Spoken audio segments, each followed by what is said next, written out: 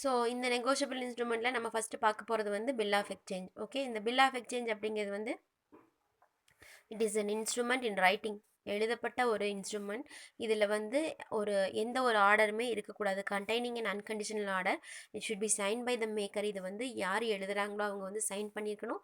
அவங்க என்ன பண்ணியிருக்காங்க அப்படின்னா, directing a certain person to pay a certain sum of money only.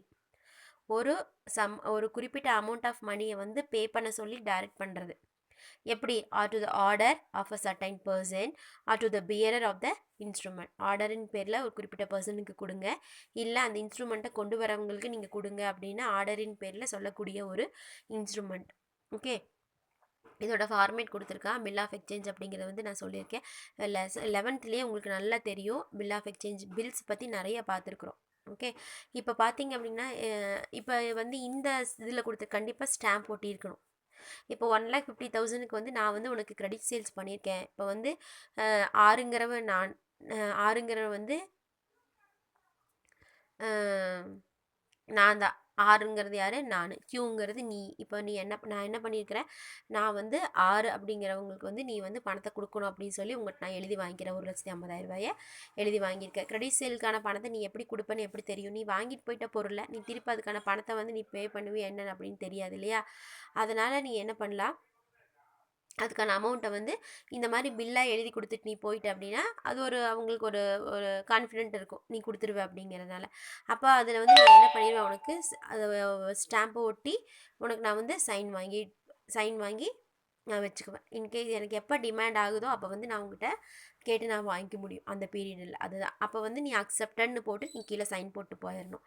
இதுதான் வந்து என்னது பில் ஆஃப் எக்ஸ்சேஞ்சோட ப்ரொசீஜர். இதில் வந்து ஒரு பில் ஆஃப் எக்ஸ்சேஞ்சோட கேரக்டரிஸ்டிக்ஸ் அப்படின்னு சொல்லி பார்த்தோம் அப்படின்னா, பில் ஆஃப் எக்ஸ்சேஞ்சுங்கிறது வந்து கண்டிப்பாக it is a document in writing, எழுதியிருக்கணும் அப்படின்னு சொல்கிறாங்க. அடுத்தது வந்து document must contain and order to pay, அந்த அமௌண்ட்டை வந்து பே பண்ண சொல்லி ஆர்டர் இருக்கணும் அதில். அடுத்தது வந்து ஆர்டருங்கிறது வந்து எந்த ஒரு கண்டிஷனுமே இருக்கக்கூடாது, அன்கண்டிஷனல் அப்படின்னு சொல்கிறாங்க. அடுத்தது வந்து இன்ஸ்ட்ருமெண்ட் அப்படிங்கிறது, the instrument must be sign by the person who draws it. யார் எழுதுகிறாங்களோ அந்த பர்சன் வந்து கண்டிப்பாக அதில் சைன் பண்ணியிருக்கணும். அதுக்கப்புறம் வந்து 5th பாயிண்ட் என்ன அப்படின்னு சொல்லி பார்த்தோம்னா, யாருக்கு நம்ம அந்த பில்லை வந்து எழுதுகிறோமோ அந்த பர்சனோட நேம் வந்து கண்டிப்பாக அதில் ஸ்பெசிஃபை பண்ணியிருக்கணும், குறிப்பிட்டிருக்கணும் அப்படின்னு சொல்கிறாங்க. 6th பாயிண்ட் அப்படின்னு சொல்லி பார்த்தோம் அப்படின்னா, drawer, drawee and payee must all be certain. அது இவங்க 3 பேருமே குறிப்பிட்ட பர்சனாக இருக்கணும் அப்படின்னு சொல்கிறாங்க. அதாவது a bill cannot be drawn on 2 or more drawees in the alternative. எந்த ஆல்டர்னேட்டிவும் பண்ணாமல் 2 or more drawees வந்து அதில் இருக்கக்கூடாது அப்படின்னு சொல்கிறாங்க, எழுதக்கூடாது.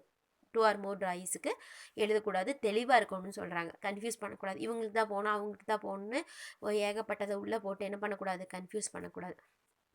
இருந்தாலும் சட்டத்தில் சில இடங்கள் இருக்குது, அல்டர்னேட்டிவ்ஸ் பேயிஸ் வந்து அங்கே பர்மிட்டட் உண்டு. ட்ராயிஸ்க்கு தான் இல்லை, ஆனால் பேயிஸ்க்கு வந்து பர்மிஷன் இருக்குது. யார் இந்த ட்ராயர், ட்ராயி, பேயி அப்படின்னு கேட்டோம்னா, drawer. Who draw the bill, யார் வந்து அந்த பில்லை எழுதுகிறாங்களோ அவங்க வந்து drawer. Then who accept the bill is called drawee. Payee அப்படிங்கிற வந்து who receive the amount for the respective bill is called payee. இதுதான் ஞாபகம் வச்சுக்கணும். அடுத்து பார்த்திங்கன்னா, கண்டிப்பாக அந்த பில்லில் வந்து எவ்வளோ அமௌண்ட் அப்படிங்கிறது வந்து பே பண்ணணும் அப்படிங்கிறத கண்டிப்பாக அதில் ஸ்பெசிஃபை பண்ணியிருக்கணும். அடுத்தது வந்து பில்லு வந்து டிமாண்டின் பேரில் ஒரு குறிப்பிட்ட டைமுக்கு அப்புறமோ இல்லை டிமாண்டின் பேர்லேயோ வந்து பே பண்ணக்கூடியதாக இருக்கணும் அப்படின்னு சொல்கிறாங்க. அடுத்தது அதாவது ஒவ்வொரு பில் ஆஃப் எக்ஸ்சேஞ்சும் கண்டிப்பாக வந்து எல்லா ஃபார்மாலிட்டிஸும் லைக் டேட்டு, கன்சிடரேஷன், ஸ்டாம்ப் எல்லாமே வந்து எல்லா ஃபார்மாலிட்டிஸும் அதில் கம்ப்ளீட் ஆகிருக்கணும். Comply means complete. ஓகே.